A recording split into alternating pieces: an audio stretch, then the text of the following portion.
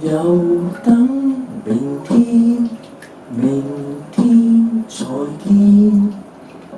明天這麼遠，這樣令人想掛念。月色旁邊留一線，日後會寫上我們的詩。如可以，你像畫成圓點，我記住圓圈。尋伴風景，一息間變小說。誰這刻的視線，都只有朦朧春天。